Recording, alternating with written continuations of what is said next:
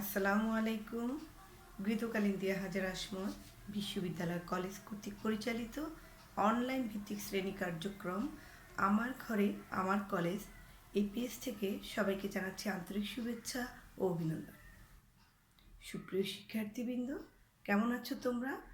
আমরা বেশ কতদিনই ছুটির পরে আজ আবারও তোমাদের যুক্তিবিদ্যা ক্লাস নিয়ে ফিরে আসলাম। আজ আমি তোমাদের যুক্তিবিদ্যার তৃতীয় অধ্যায়, প্রথম পত্রের তৃতীয় অধ্যায় নিয়ে আলোচনা করব।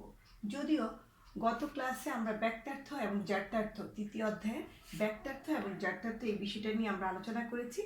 আজ আমরা আবার এই বিষয়টার যেই যতটুকু আমাদের বাকি ছিল, ব্যক্তার্থ এবং জ্ঞাতার্থের বিপরীত হ্রাস বৃদ্ধির নিয়মটা, ওটা আমরা গত ক্লাসে আলোচনা করতে পারিনি। আজ আমরা চেষ্টা করব এই ব্যক্তার্থ এবং জ্ঞাতার্থের বিপরীত হ্রাস বৃদ্ধির নিয়মটা আলোচনা করব। এর আগে আমরা ব্যক্তার্থ এবং জ্ঞাতার্থ জিনিসটা নিয়ে একটু আলোচনা করি সংক্ষিপ্তভাবে। যে ব্যক্তার্থ কি? ব্যক্তার্থ হচ্ছে কোনো পদ একই অর্থে যে বিশেষ ব্যক্তি বা যে বিশেষ বস্তু বা বস্তু সমষ্টির ক্ষেত্রে প্রযোজ্য তাকে বলা হবে কি? ব্যক্তার্থ। তাহলে মূলত ব্যক্তার্থ বললে আমরা বুঝবো যে পদের পরিমাণগত দিককে বলা হবে কি? পদের ব্যক্তার্থ। আর জ্ঞাতার্থ বলেছি কি? যে কোনো পদের যদি সাধারণ এবং আবশ্যিক গুণের সমষ্টি, তাহলে জ্ঞাতার্থের মধ্যে দুটো বিষয় থাকবে, একটা থাকবে সাধারণ আর একটা থাকবে কি? আবশ্যিক গুণ। এই সাধারণ এবং আবশ্যিক গুণের সমষ্টিকে বলা হবে কি? জ্ঞাতার্থ। তাহলে সহজ ভাষায় যদি বলতে হয়, ব্যক্তার্থ হচ্ছে পদের পরিমাণগত দিক আর জ্ঞাতার্থ হচ্ছে কি? পদের গুণগত দিক। এবার আসো আমাদের আগে যে টপিকসটা নিয়ে আলোচনা করার কথা, যে ব্যক্তার্থ এবং জ্ঞাতার্থের বিপরীত হ্রাস বৃদ্ধি নিয়ম। সেই বিপরীত হ্রাস বৃদ্ধি নিয়ম এই মধ্যযুগীয় যাজকগণ একটা নিয়মের সাহায্যে ব্যক্তার্থ এবং জ্ঞাতার্থের বিপরীতভাবে এটা হ্রাস বৃদ্ধি করেছেন। এই হ্রাস বৃদ্ধিকে বলা হয় কি? বিপরীত ক্রম হ্রাস বৃদ্ধি নিয়ম। এখন আসো নিয়মটাকে চার ভাবে প্রকাশ করা যায়। এক নম্বর নিয়ম হচ্ছে, ব্যক্তার্থ বাড়লে জ্ঞাতার্থ কমবে। আমরা গত ক্লাসে কিন্তু চারটা নিয়ম লিখে দিয়েছিলাম। এখন একটা একটা করে নিয়ম আমরা আলোচনা করব। ব্যক্তার্থ বাড়লে জ্ঞাতার্থ কমবে। ব্যক্তার্থ হচ্ছে কি? পরিমাণগত দিক। তার পরিমাণ যদি বাড়ে তাহলে গুণ কি হবে? কমবে। এই বিষয়টাকে আমরা একটা উদাহরণের সাহায্যে দিয়ে দিই। সেই উদাহরণটা হচ্ছে এরকম, ধরো এটা একটা পদ, এটা হচ্ছে কি? ব্যক্তার্থ, আর এটা ধরো জ্ঞাতার্থ। এভাবে আমরা লিখি। লিখার পর পদটাকে আমরা যদি বলি মানুষ, পদটাকে দিলাম মানুষ। তাহলে আমরা এই যে আলোচনাটা, যখন ব্যক্তার্থ বাড়লে জ্ঞাতার্থ কমবে, এই আলোচনাটা যখন আমরা করব তখন এইভাবে আমরা বলবো যে মানুষ পদের সাথে, মানুষ পদের ব্যক্তার্থ কি? মানুষ পদের ব্যক্তার্থ হচ্ছে সকল মানুষ। মানুষ পদের ব্যক্তার্থ হচ্ছে সকল মানুষ। এখন এই মানুষ পদের ব্যক্তার্থ সকল মানুষের সাথে যদি অন্যান্য প্রাণী যোগ করি। আমার কথাটা দেখো, আমি কি বললাম? যে মানুষ পদের ব্যক্তার্থ সকল মানুষের সাথে যদি আমরা কি করি? অন্যান্য প্রাণী যোগ করি, তাহলে ব্যক্তার্থটা কি হবে? যখন এই মানুষ পদের ব্যক্তার্থ হয় সকল মানুষ, আর যখন মানুষের সাথে অন্যান্য প্রাণী যোগ করব তখন সেটার ব্যক্তার্থ কি হবে? সেটার ব্যক্তার্থ হবে কি? সকল প্রাণী। তখন মানুষ কিন্তু মানুষ থাকবে না, অন্যান্য প্রাণী যখন এটার মধ্যে যোগ হয়ে যাবে তখন সেটা হয়ে যাবে কি? সেটা হয়ে যাবে প্রাণী। পদটা হয়ে যাবে কি? প্রাণী। যখন মানুষ পদের সাথে অন্যান্য প্রাণী যোগ করব তখন ব্যক্তার্থ হয়ে যাবে হলো সকল প্রাণী, কারণ তখন শুধু মানুষ বলা যাবে না, এর সাথে অন্যান্য প্রাণী যোগ হলে। আচ্ছা, তাহলে এখানে দেখো মানুষ পদের ব্যক্তার্থ অন্যান্য প্রাণীর সাথে যদি মানুষ পদের সাথে যদি অন্যান্য প্রাণী যোগ করি, তবে মানুষ পদের ব্যক্তার্থ বেড়ে গিয়ে হবে সকল প্রাণী। আর জ্ঞাতার্থ কি হবে? জ্ঞাতার্থ হবে শুধুমাত্র জীববৃত্তি, যেটা আমরা গত ক্লাসে বলেছি। মানুষ পদের ব্যক্তার্থ হয় হলো, আর এই মানুষ পদের জ্ঞাতার্থ কি হবে? জীববৃত্তি প্লাস বুদ্ধিবৃত্তি। মানুষ পদের কিন্তু দুইটা জ্ঞাতার্থ থাকবে, একটা হচ্ছে কি? জীববৃত্তি, আর একটা হচ্ছে কি? বুদ্ধিবৃত্তি। জীববৃত্তি হচ্ছে মানুষের ক্ষুধা, তৃষ্ণা, কামনা, বাসনা, এগুলো হচ্ছে কি? মানুষের জীববৃত্তি। আর বুদ্ধিবৃত্তিটা কি? বুদ্ধিবৃত্তিটা তো জানোই যে মানুষকে আশরাফুল মাখলুকাত বলা হয় এই বুদ্ধিবৃত্তির জন্যই, কেননা মানুষের বুদ্ধি আছে বলেই মানুষ অন্যান্য প্রাণী থেকে আলাদা। এই বুদ্ধির কারণেই কিন্তু মানুষ অন্যান্য প্রাণী থেকে আলাদা হয়ে যায়। তাহলে আমি যখন এই পয়েন্টটা লিখবো তখন আমি কথাটাকে এভাবে লিখবো যে মানুষ পদের সাথে যদি অন্যান্য প্রাণীর যোগ করি তবে মানুষ পদের ব্যাক্তার্থ বেড়ে গিয়ে হবে কি? সকল প্রাণী। মানুষ পদের ব্যাক্তার্থ সকল মানুষ বেড়ে গিয়ে হবে কি? সকল প্রাণী। আর জ্ঞাতার্থ কমে গিয়ে হবে শুধুমাত্র জীববৃত্তি। দেখো মানুষ পদের জ্ঞাতার্থ কি? জীববৃত্তি প্লাস বুদ্ধিবৃত্তি, এই দুইটা না, এই দুইটা থেকে দেখো একটা মাত্রতে চলে আসলো, জীববৃত্তিতে চলে আসছে। কেননা প্রাণীর কিন্তু বুদ্ধিবৃত্তি বলা যাবে না, প্রাণীর মধ্যে বুদ্ধিবৃত্তি গুণটা নাই, শুধুমাত্র মানুষের মধ্যে আছে। এখানে দেখো আমাদের ব্যাক্তার্থটাকে বেড়ে গেছে না, সকল মানুষ। সকল মানুষ বেশি না সকল প্রাণী বেশি? তোমরা নিঃসন্দেহে বলবা যে সকল প্রাণী বেশি, কারণ মানুষ বললে একটা শুধু মানুষ জাতিকে বোঝায়, কিন্তু প্রাণী বললে সকল ধরনের জীব জন্তু মানুষ সকল কিছুকে বোঝায়। তাহলে এটার ব্যাক্তার্থ, এটার পরিমাণটা হলো কি? বেশি। ব্যাক্তার্থ মানে কি? পরিমাণ বেশি। এখানে দেখো এই যে বলেছে ব্যাক্তার্থ বাড়লে, তাহলে মানুষ পদের ব্যাক্তার্থ থেকে কোথায় চলে গেলাম? আমরা প্রাণীতে চলে গেলাম। তাহলে মানুষ পদের ব্যাক্তার্থ বেড়ে গেছে। কিভাবে বেড়ে গেছে? যখন মানুষ পদের সাথে অন্যান্য প্রাণী আমরা যোগ করেছি তখন মানুষ পদের ব্যাক্তার্থ বেড়ে গিয়ে হয়েছে সকল প্রাণী। আর জ্ঞাতার্থ কমে গেছে। কিভাবে জ্ঞাতার্থ? মানুষ পদের জ্ঞাতার্থ ছিল জীববৃত্তি প্লাস বুদ্ধিবৃত্তি, সেই জ্ঞাতার্থটা কমে গিয়ে হয়েছে শুধুমাত্র কি? জীববৃত্তি। তাহলে এবার বুঝছো যে ব্যাক্তার্থ যদি বাড়ে তাহলে জ্ঞাতার্থ অনায়াসে কি হয়? কমে যায়। এখানে ব্যাক্তার্থ বেড়ে গেছে আর জ্ঞাতার্থ কমে গেছে। এরপরে আসো আমাদের 2 নম্বর নিয়মটা, সেটা হচ্ছে ব্যাক্তার্থ কমলে, ব্যাক্তার্থ কমলে জ্ঞাতার্থ মানে একটা যখন কমবে আরেকটা বাড়বে, একটা বাড়লে অপরটা কি হবে? কমবে। তাহলে এখানে বলা হচ্ছে যে ব্যাক্তার্থ কমলে কি হবে? জ্ঞাতার্থ বাড়বে। এখন ব্যাক্তার্থ কমলে যে জ্ঞাতার্থ বাড়বে এই বিষয়টা যদি হয় তাহলে আমরা সেভাবে দেখি।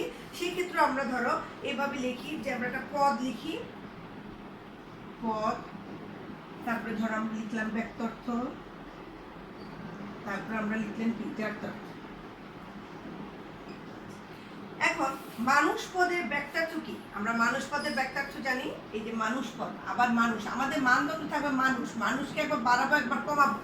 মানুষ পদের ব্যাক্তার্থ হচ্ছে কি? সকল মানুষ, এটা আমরা জানি। আর এখানে আমরা জ্ঞাতার্থটা লিখে দিই, মানুষ পদের জ্ঞাতার্থ হচ্ছে কি? জীববৃত্তি প্লাস বুদ্ধিবৃত্তি।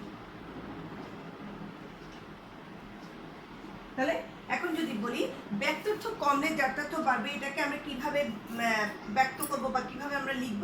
সেক্ষেত্রে আমরা লিখব যে মানুষ পদের ব্যাক্তার্থ সকল মানুষ থেকে যদি সকল অসাধু মানুষ বাদ দিই, তাহলে কি করলো? মানুষ পদের থেকে বললো কি? বিয়োগ দিতে বললো। কি বিয়োগ দেবো আমরা? বিয়োগ দেব হলো মানুষ থেকে বিয়োগ দেব হলো অসাধু মানুষ। অসাধু মানুষ। মানুষ পদের ব্যাক্তার্থ সকল মানুষ থেকে যদি আমরা সকল অসাধু মানুষ বিয়োগ দিই, যদি বিয়োগ দিই মানুষ থেকে যদি আমরা অসাধু মানুষ বিয়োগ দিই তাহলে কি থাকবে? সাধু মানুষ থাকবে তো? আচ্ছা, তাহলে থাকবে হলো সাধু মানুষ। অসাধু মানুষ বিয়োগ দিলে থাকবে হলো সাধু মানুষ। তাহলে সাধু মানুষের ব্যাক্তার্থ কি হবে? সাধু মানুষের ব্যাক্তার্থ হবে সকল সাধু মানুষ। একদম সহজ। মানুষের ব্যাক্তার্থ যদি সকল মানুষ হয় তবে সাধু মানুষের ব্যাক্তার্থ হবে কি? সকল সাধু মানুষ। যদি বলতাম সকল প্রাণীর ব্যাক্তার্থ কি? তাহলে হবে কি? সকল প্রাণী। এবার দেখো তাহলে জ্ঞাতার্থ কি হবে? জ্ঞাতার্থ হলে মানুষ হলে তার দুইটা গুণ থাকবে, জীববৃত্তি প্লাস বুদ্ধিবৃত্তি। এই দুইটা গুণ তো সে যেহেতু সাধু মানুষ, মানুষ তো, তাহলে তার মধ্যে এই দুইটা গুণ থাকবে না, জীববৃত্তি প্লাস বুদ্ধিবৃত্তি। এখানে দুইটা গুণ পেল, কিন্তু আরেকটা গুণ আছে, যেহেতু একে সাধু মানুষ বলেছি তাহলে এখানে আরেকটা গুণ আছে। কি গুণের কারণে আমরা মানুষকে সাধু মানুষ বলি? তার সাধুতা গুণের কারণে। তাহলে দেখো এখানে আরেকটা জ্ঞাতার্থ, আরেকটা গুণ বাড়বে, সেই গুণটা কি? সাধুতা। এখন আবার আমরা বলেছি যে ব্যাক্তার্থ যদি কমে তাহলে জ্ঞাতার্থ বাড়বে। এটাকে যদি আমরা ব্যক্ত করতে চাই তাহলে আমরা লিখব যে মানুষ পদের ব্যাক্তার্থ সকল মানুষ থেকে যদি সকল অসাধু মানুষ বিয়োগ দিই, সকল অসাধু মানুষ যদি আমরা বিয়োগ দিই তাহলে পদটা হয়ে যাবে কি? শুধুমাত্র সাধু মানুষই। তাহলে সকল সাধু মানুষের ব্যক্তার্থ হবে কি সকল সাধু মানুষ। তাহলে সকল মানুষের ব্যক্তার্থ বেশি না সাধু মানুষের ব্যক্তার্থ বেশি? পরিমাণ, কার পরিমাণ বেশি? মানুষ বললে সকল মানুষকে বুঝে, কিন্তু সাধু মানুষ বললে শুধু সাধু মানুষকে আমরা বুঝাবো, অসাধু মানুষকে বুঝাবো না। তাহলে মানুষের থেকে এটার পরিমাণ কি কমে যায়। যেহেতু বিয়োগ দিয়েছি, তাহলে বিয়োগ দেওয়ার ফলে কি হবে? অসাধু মানুষ বিয়োগ দিলে হয়ে যাবে কি সাধু মানুষ। তাহলে সাধু মানুষ দুনিয়াতে কি আছে? কম আছে। তাহলে সাধু মানুষের পরিমাণটা কি মানুষের চেয়ে কম। এখন দেখো, মানুষ পদের ব্যক্তার্থ আমি কি বলেছি? জীববৃত্তি প্লাস বুদ্ধিবৃত্তি। এটা আমরা আগেই বলেছি যে মানুষ পদের দুইটা ব্যক্তার্থ থাকে, একটা হচ্ছে জীববৃত্তি প্লাস বুদ্ধিবৃত্তি। কিন্তু সাধু মানুষের যখন ব্যক্তার্থ হবে, জ্ঞাতার্থ হবে, তখন কিন্তু এখানে জীববৃত্তি প্লাস বুদ্ধিবৃত্তি প্লাস সাধুতা। এই সাধুতা গুণটা কেন আসলো? যেহেতু এখানে আমরা স্পেসিফিক আলোচনা করে গেছি সাধু মানুষ। তাহলে সাধু মানুষ কাকে বলবো? যার মধ্যে সাধুতা গুণটা থাকবে তাকে আমরা বলবো কি সাধু মানুষ। এখন আমাদের যে দ্বিতীয় ইয়েটা ছিল যে ব্যক্তার্থ কমলে জ্ঞাতার্থ বাড়বে। দেখো, সকল মানুষ থেকে কি বললাম? সকল মানুষ থেকে সকল সাধু মানুষ, এটা ব্যক্তার্থ কমে গেছে। কেন ব্যক্তার্থ কি কমে গেছে? পরিমাণ কমে গেছে, কারণ মানুষের ব্যক্তার্থ বেশি কিন্তু সকল সাধু মানুষের ব্যক্তার্থ কম। তাহলে এখানে ব্যক্তার্থ কমে গেছে, আর দেখো জ্ঞাতার্থ বেড়ে গেছে। কিভাবে বেড়ে গেল? মানুষের জ্ঞাতার্থ ছিল 2টা, কিন্তু সাধু মানুষের জ্ঞাতার্থ হয়ে গেছে 3টা। তাহলে ব্যক্তার্থ যদি কমে তাহলে জ্ঞাতার্থ বাড়বে। তাহলে আমরা এই 2টা পয়েন্ট দেখলাম। এবার আসো আমাদের যে 3 নম্বর পয়েন্ট, সেই 3 নম্বর পয়েন্টটা হচ্ছে জ্ঞাতার্থ বাড়লে। একবার ব্যক্তার্থ আমরা বললাম, ব্যক্তার্থকে একবার বাড়িয়েছি, আবার জ্ঞাতার্থকে কমিয়েছি, আবার এই ব্যক্তার্থকে আবার কমাইছি, আবার জ্ঞাতার্থকে কি করেছি? বাড়িয়েছি। এবার আসো আমরা 3 নম্বর পয়েন্টটা নিয়ে আলোচনা করি।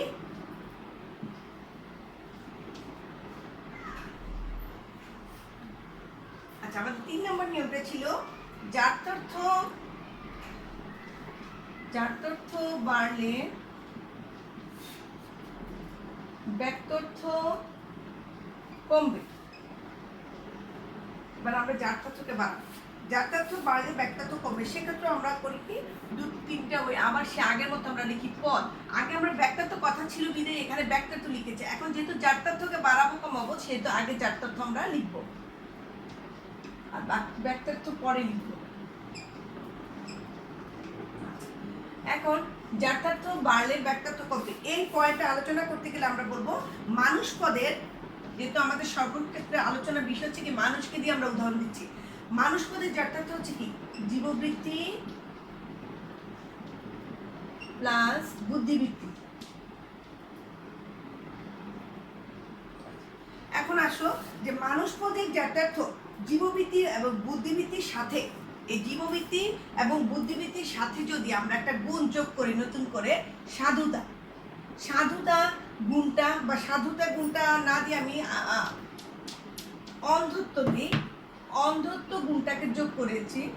অন্ধত্ব গুণটাকে যদি যোগ করি, কি বলেছি? মানুষ পদের জ্ঞাতার্থ জীববৃত্তি প্লাস বুদ্ধিবৃত্তির সাথে যদি অন্ধত্ব গুণটাকে আমরা যোগ করি, যোগ করলে কি হবে? মানুষ পদের জ্ঞাতার্থটা বেড়ে যাবে। কয়টা জ্ঞাতার্থ হয়েছে? মানুষ পদের জ্ঞাতার্থ ছিল 2টা, 2টা জায়গায় কয়টা হয়েছে? 3টা হয়েছে।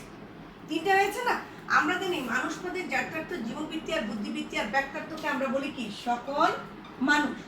এখন আমি কি করলাম যে মানুষ পদের জ্ঞাতার্থের সাথে আমি অন্ধত্ব গুণটাকে আমি যদি যোগ করি, যোগ করলে তখন কিন্তু সকল মানুষ হবে না। সকল মানুষ কি অন্ধ? না, সকল মানুষ অন্ধ না। তখন এই পদটা হয়ে যাবে, যখন এটাকে যোগ করবো তখন পদটা হয়ে যাবে কি অন্ধ মানুষ।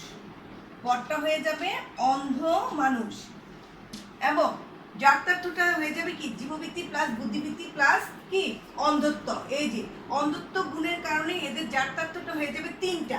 মানুষ পদের জ্ঞাতার্থ হয়েছে কি মানুষ পদের জ্ঞাতার্থ শুধু জীববৃত্তি প্লাস বুদ্ধিবৃত্তি, কিন্তু অন্ধত্ব গুণটা যোগ করলে সেটা আর মানুষ পদের জ্ঞাতার্থ থাকবে না, সেটা হয়ে যাবে কার? অন্ধ মানুষের জ্ঞাতার্থ। আর অন্ধ মানুষের ব্যক্তার্থ কি হবে?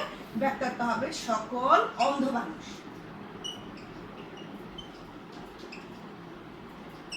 তাহলে আমরা কি বললাম যে জ্ঞাতার্থ যদি বাড়ে, জ্ঞাতার্থ বাড়লে ব্যক্তার্থ কমবে। কিভাবে বাড়লো?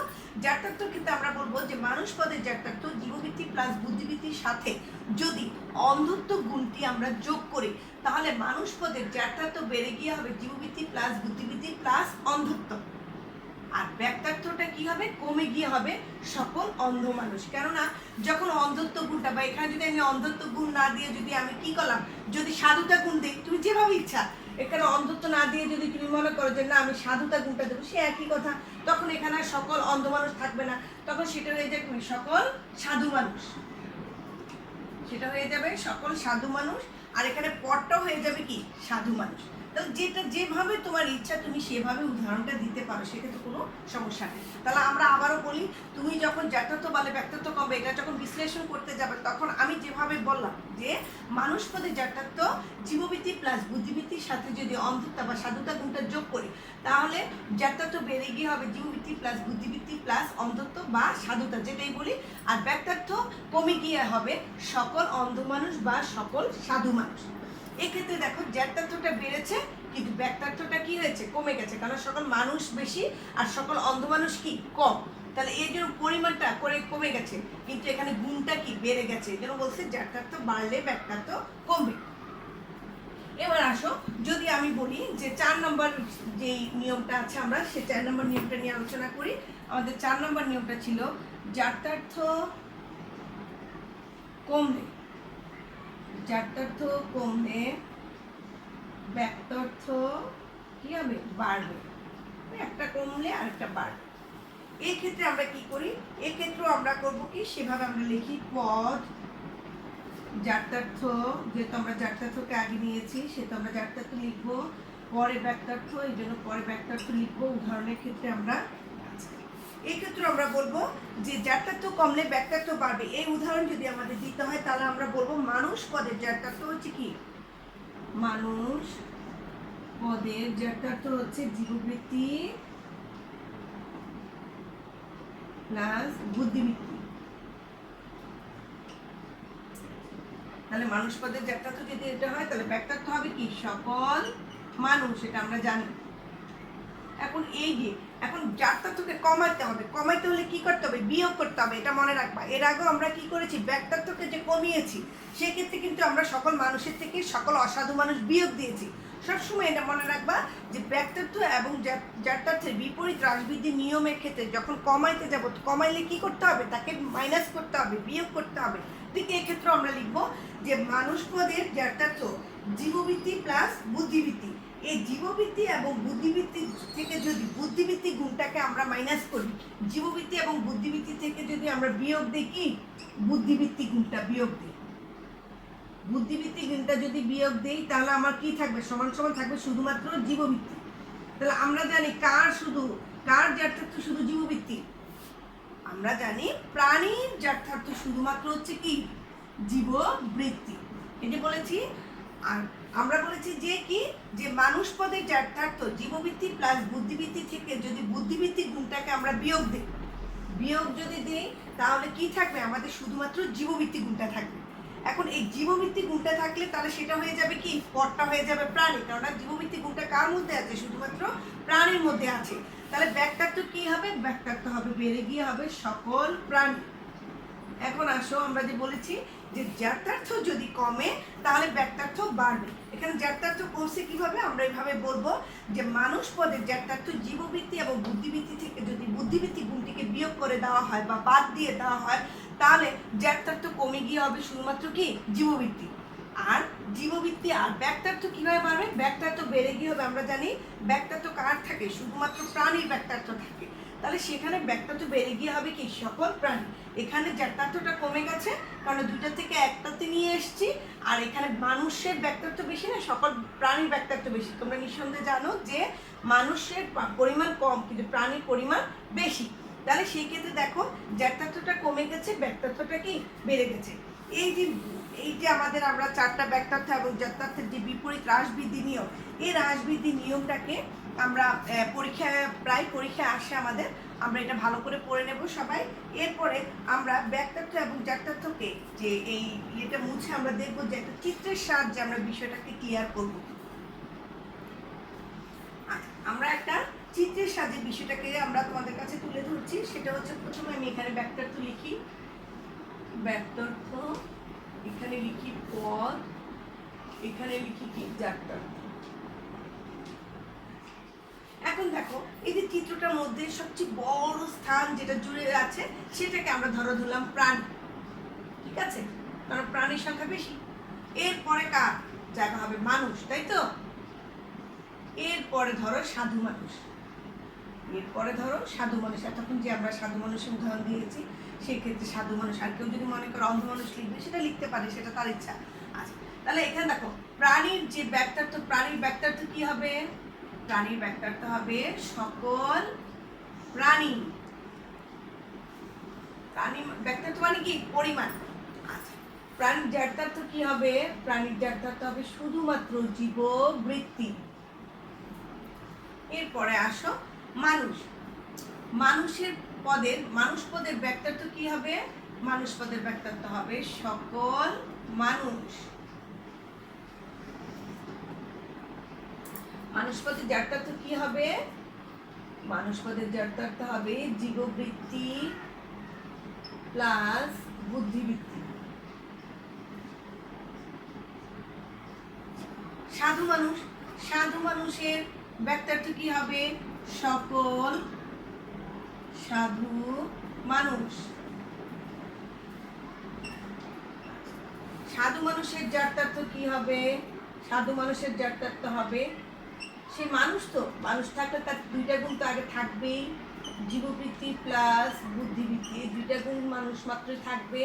এরপরে তাকে সাধু মানুষ বলা হয়েছে, এই জন্য তার সাথে আরেকটা গুণ অ্যাড হবে, সেটা হচ্ছে কি? সাধুতা। তাহলে তোমরা দেখো যে এখানে দেখো সকল প্রাণী, সকল প্রাণীর ব্যাক্তার্থ হলো অনেক বেশি। এই যে ব্যাক্তার্থটা দেখো অনেক বেশি, কিন্তু জ্ঞাতার্থ কম, ছোট। জ্ঞাতার্থ কি? শুধুমাত্র একটা, জীববৃত্তি। এরপরে দেখো সব মানুষ পদের ব্যাক্তার্থ হচ্ছে কি? সকল মানুষ। সেটা প্রাণীর চেয়ে মানুষের পরিমাণ কম, প্রাণীর চেয়ে মানুষের পরিমাণ মানে ব্যাক্তার্থটা হলো কম, কিন্তু ব্যাক্তার্থ কম হলে কি হবে?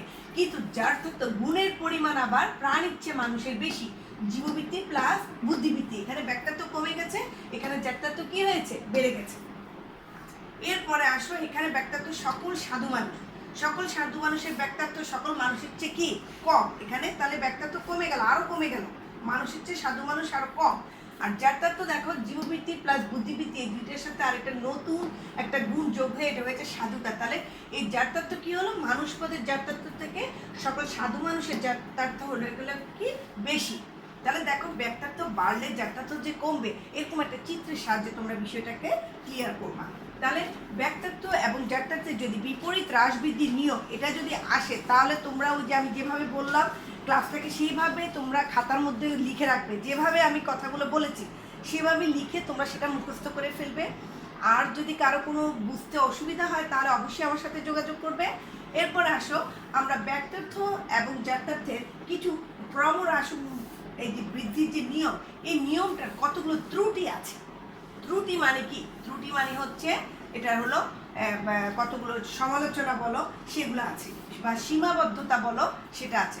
অনেক সময় দেখা যায় পরীক্ষার মধ্যে ব্যাক্তার্থ এবং জ্ঞাতার্থের যখন আসবে তখন দেখা যায় যে ত্রুটিগুলো আসে। ত্রুটিগুলো কি? সীমাবদ্ধতা। যেমন প্রথম যে নিয়মটি শ্রেণীবাচক পদ সম্পর্কে কেবল প্রযোজ্য। বলেছে কি? ব্যাক্তার্থ এবং জ্ঞাতার্থের যে ত্রুটি, সেক্ষেত্রে বলা হয়েছে যে এই নিয়মটি ব্যাক্তার্থ এবং জ্ঞাতার্থের বিপরীত ক্রমহ্রাসবর্ধমান যে নিয়মটি, এই নিয়মটি হচ্ছে কেবলমাত্র শ্রেণীবাচক পদ সম্পর্কে কেবল প্রযোজ্য। কি শ্রেণীবাচক পদ? যেমন প্রাণী, প্রাণী হলো একটা শ্রেণীবাচক পদ, মানুষ একটা শ্রেণীবাচক পদ, সাধু মানুষ একটা শ্রেণীবাচক পদ। এগুলো শুধুমাত্র শ্রেণীবাচক পদের ক্ষেত্রেই কেবলমাত্র প্রযোজ্য, কিন্তু একক ব্যক্তি বা বস্তুর ক্ষেত্রে সেটা প্রযোজ্য নয়। সেটা কিরকম? যদি আমি বলি মানুষ, একজনের নাম করে বলি, তাহলে তার মধ্যে যদি আমরা এই গুণগুলো এভাবে খুঁজতে চাই তাহলে পাওয়া যাবে না ওইভাবে। এটার ব্যাক্তার্থ সকল যদি বলি ধরো যে করিম, এখন করিমের ব্যাক্তার্থ কি হবে? সকল করিম না, হয় না, কারণ ব্যক্তি একজন, একজন ক্ষেত্রে এখন সকল করিম বললে একদম পৃথিবীতে অতীত বর্তমান ভবিষ্যতে সকল করিমের ক্ষেত্রে কিন্তু একই রকম নিয়ম প্রযোজ্য হবে না। এই জন্য বলেছে যে ব্যাক্তার্থ এবং জ্ঞাতার্থের ক্ষেত্রে কতগুলো ত্রুটি আছে। ত্রুটিটা হচ্ছে এরকম যে এই নিয়মটি কেবলমাত্র শ্রেণীবাচক পদের ক্ষেত্রে প্রযোজ্য, কিন্তু কোনো একক ব্যক্তি বা বস্তুর ক্ষেত্রে এটি প্রযোজ্য নয়। এরপর আসো 2 নম্বর, যে নিয়মটি সমজাতীয় পদের ক্ষেত্রে প্রযোজ্য। সমজাতীয় পদের ক্ষেত্রে প্রাণী, মানুষ, সাধু মানুষের মধ্যে সমজাতীয়, আর এটা কিন্তু ক্রমবিন্যস্ত, একটার পর একটা একটার পর একটা সুন্দরভাবে আসছে। কিন্তু যদি কোনো পদের ক্ষেত্রে অসমজাতীয় বা ক্রমবিন্যস্ত নয় এরকম পদের ক্ষেত্রে কিন্তু এই নিয়মটাকে আমরা ফলো করতে পারি না। তাহলে আমাদের দ্বিতীয় নিয়মটা কি, যে নিয়মটি কেবলমাত্র সমজাতীয় পদের ক্ষেত্রে প্রযোজ্য, কিন্তু অসমজাতীয় পদ অথবা ক্রমবিন্যস্ত নয় এইসব পদের ক্ষেত্রে কিন্তু এই নিয়মটা প্রযোজ্য নয়।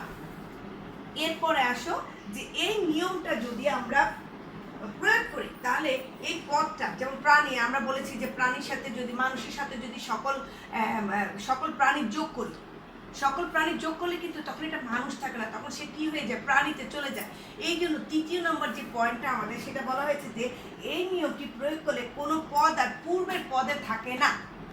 যেমন মানুষের সাথে যদি অন্যান্য প্রাণী যোগ করি তাহলে কি হবে, পদটা হয়ে যায় প্রাণী। তাহলে এই জন্য বলছে যে এই নিয়মটি যদি ফলো করি তাহলে আমরা দেখতে পারি যে কোনো পদ আর পূর্বের পদে থাকে না, নতুন একটা পদে পরিণত হয়। তাহলে আমরা বুঝলাম যে এই পদটা, এই নিয়মটা ফলো করলে সেই পদটা আর পূর্বের পদে থাকে না, সে একটা নতুন পদে পরিণত হয়। এরপর আসো, ব্যক্তার্থে হ্রাস বৃদ্ধির ফলে অনিবার্যভাবে তার জ্ঞাতার্থে হ্রাস বৃদ্ধি ঘটবে এমন কোনো কথা বলা যায় না। সকল ক্ষেত্রে যে ব্যক্তার্থ বাড়লে জ্ঞাতার্থ কমবে বা ব্যক্তার্থ কমলে যে জ্ঞাতার্থ বাড়বে, এটা সকল ক্ষেত্রে যে হবে এমন কোনো কথা বলা যায় না। এবং আমরা আরেকটা নিয়ম বলতে পারি যে এই নিয়মটিতে কোনো বিধিবদ্ধ গাণিতিক অনুপাত পাওয়া যায় না। যে গণিতের যে বিধিবদ্ধ নিয়ম কতগুলো থাকে যে কি কারণে এটা বাড়লে ওটা কমবে, সেরকম কোনো গাণিতিক মানে অনুপাত, সেই অনুপাত কিন্তু বিধিবদ্ধ অনুপাত কিন্তু এই নিয়মে পাওয়া যায় না। তাই দেখো যে ব্যক্তার্থ এবং জ্ঞাতার্থের যে চারটা নিয়ম আমরা পড়েছি, যে বিপরীত ক্রম হ্রাস বিদ্যমান নিয়মগুলো, সেই নিয়মগুলো আমরা সবাই বাসা পড়ে নেব এবং এই নিয়মটা ফলো করলে কতগুলো যে সীমাবদ্ধতা বা ত্রুটি বা ভুল হয় সেগুলো আমরা পড়ব। তাহলে আমাদের ব্যক্তার্থ এবং জ্ঞাতার্থ এই চ্যাপ্টারটা পুরোপুরি কমপ্লিট হলো। এখন নেক্সট ক্লাসে আমরা চেষ্টা করব এই তৃতীয় অধ্যায়ের কি আছে সেটা নিয়ে আমরা আলোচনা করব। আজকে তাহলে ক্লাসটা এখানেই শেষ করছি। তোমরা সবাই ভালো থেকো, সুস্থ থাকো, আল্লাহ হাফেজ।